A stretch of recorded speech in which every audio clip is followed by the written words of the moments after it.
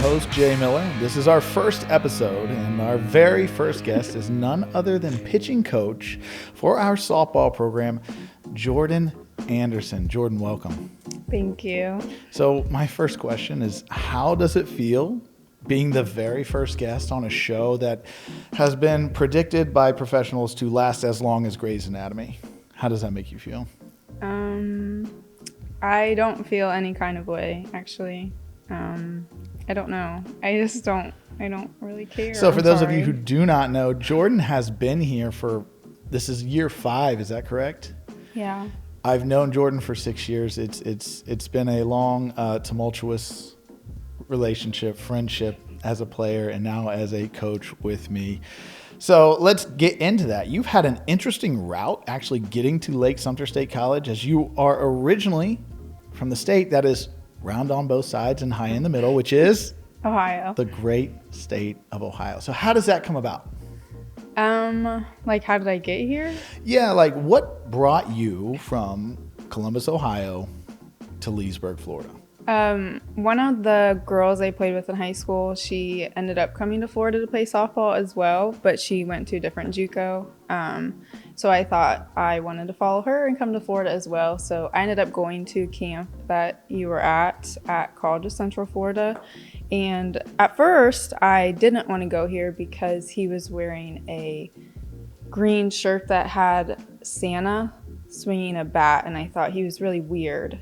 And yeah. I appreciate your honesty. So going from that moment though, how did we get you here as a Lake Hawk? It was mainly your book. My mom bought it for me to read, and I was able to read about you as a coach and how you have created this family culture with your teams. And I knew it was kind of something that I needed at that time in my life. So that's what drew me here. So very cool, very cool. Yeah, so your career as a player is interesting. Let's talk about that. You came here as a pitcher. You started out 6-0 to start your career in the circle.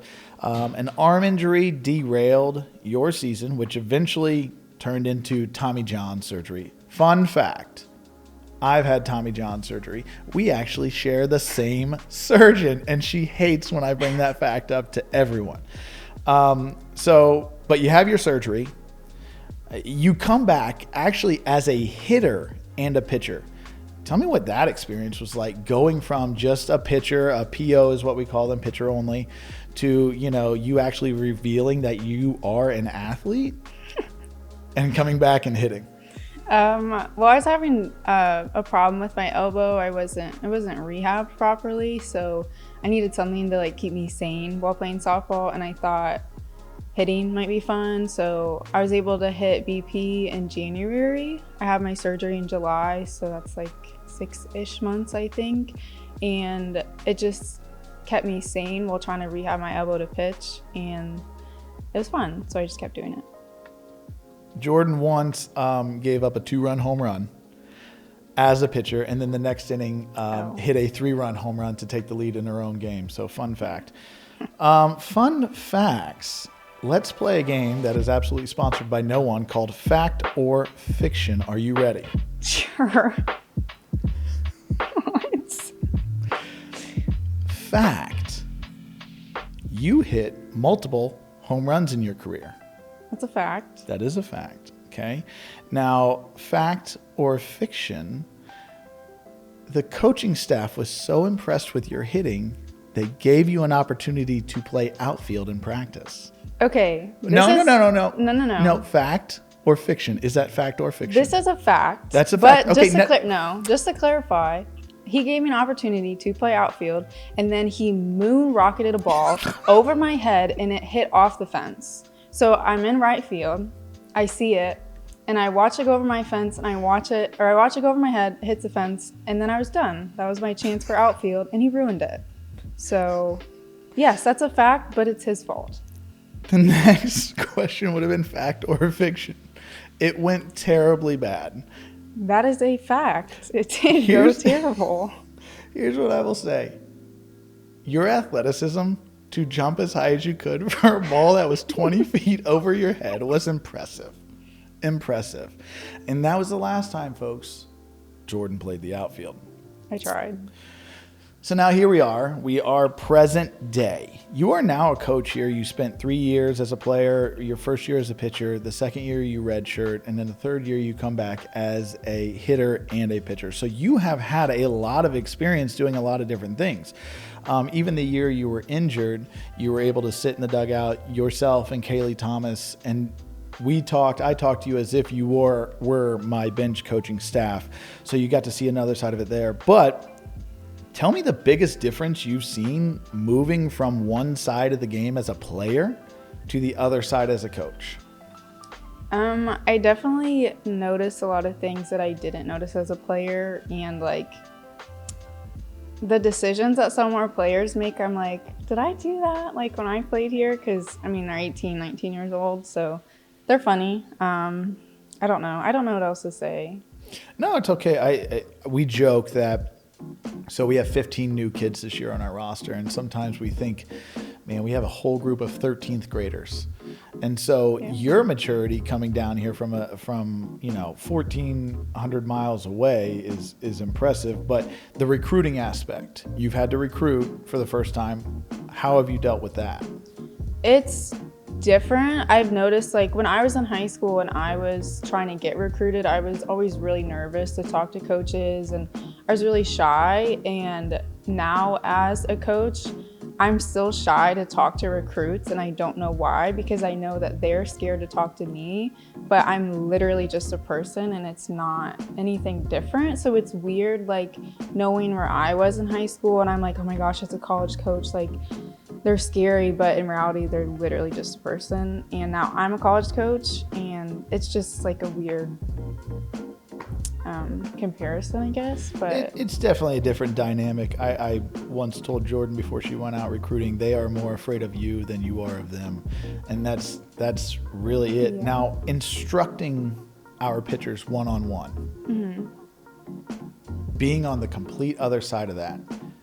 You had mentioned, was I like that? Did I do that? Do you ever discuss, like, this is how I did it as a player, or are you mainly focused on developing what they can do as a player? I like to focus on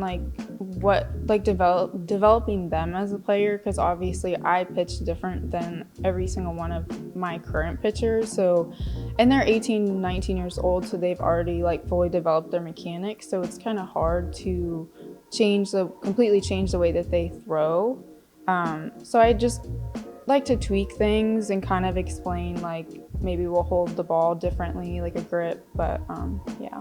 Yeah, we do not like to use the word change in our program. We like to use the word adjustment or tweak. So as a young coach, as you are, what piece of advice would you give to someone coming out of their playing career this year and going into coaching? Something that you wish maybe you would have known. I was paying attention. Can you say that again? There's Jordan, the player. I wasn't paying attention. Say it again. You got it, Jordan. Anything for you. You are a young coach. Mm-hmm. What advice would you give someone who is maybe finishing up their playing career this year and looking to get into coaching next year? What is something you wish you would have known when you were transitioning over from player to coach? It's not that deep, I promise. It is. A piece of advice. Something maybe you wish you would have known that you didn't know was going to be a difficult aspect of coaching. Because I am younger and I'm closer in age with a lot of the players, it is a little difficult to separate yourself socially from the girls. So having to understand that you're their coach and not their friend was something that I struggled with my first year, because I did play with half the girls that I was coaching.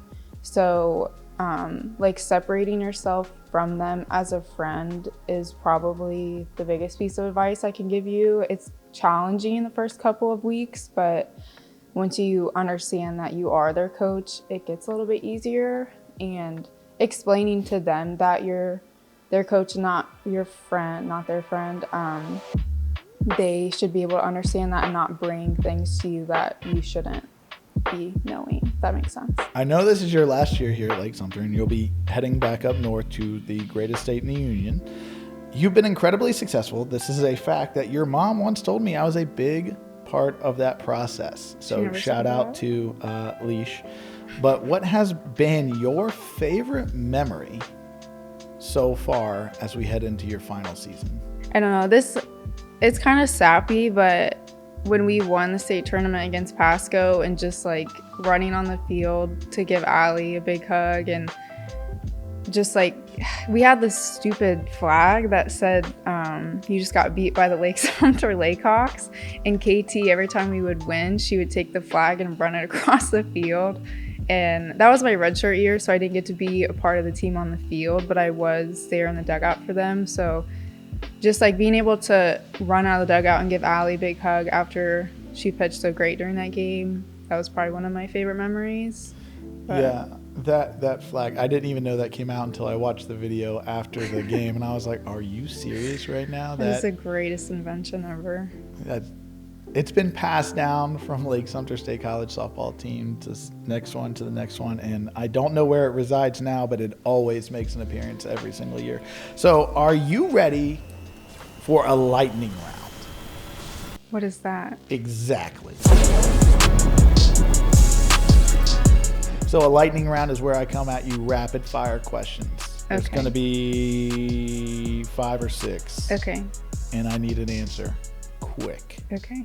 like lightning. Okay. Got it? Got it. Favorite movie? This isn't quick enough.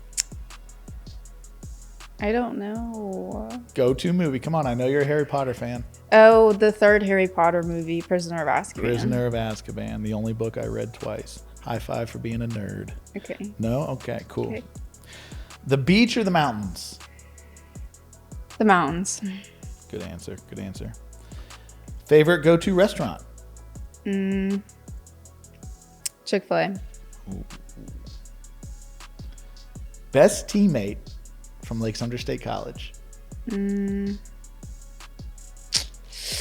don't know. Because you still hang out with several of them. Yeah. So I need 2 people to be mad at you and 1 person to be your best friend. So go ahead. Let's go. I don't know. Probably Morgan Johnson or Creighton. I don't know. I'm going to say Morgan Johnson. All right. Potential teacher of the year in her Yes. district. So Yes, she will. last question. I don't know. Does your current vehicle go into reverse? Yes, it does. I got a new car. Okay, it goes in reverse now. When Jordan was here earlier as a player, she had a car and the transmission, something happened. The transmission was shot. It was a I get a phone call going, Jordan parked her car at the gas station and can't put it in reverse. Can you come help? And then I went and had to push her vehicle out of the parking spot. But Jordan had her foot on the brake.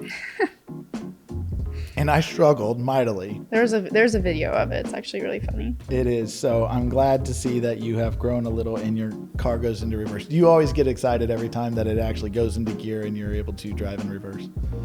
I mean, yeah. I miss that car, so I don't know. I kind of miss not going in reverse.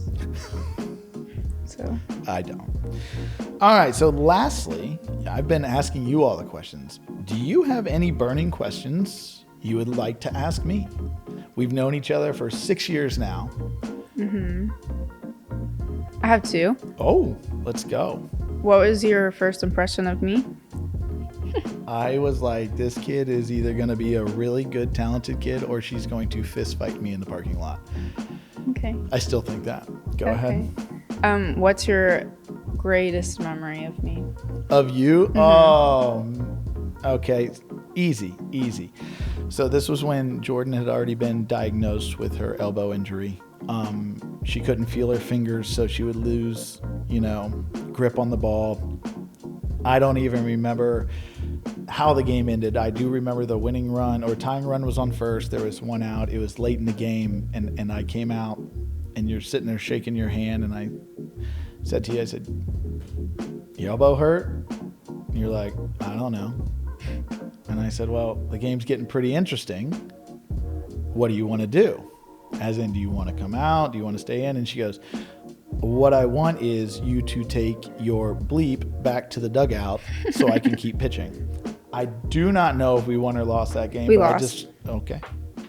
But I do remember going, if we're going to lose, I want this kid to have the ball in her hand because she's a competitor. That's what you've always been. And so that's what I very much loved about you when you played. And I say this with all the love in my heart. I already miss not having you next year. So that's sad. Jordan doesn't cry, by the way. She's not sappy. But, well, Jordan, thank you for being our very first guest. Thank you for having me. No problem.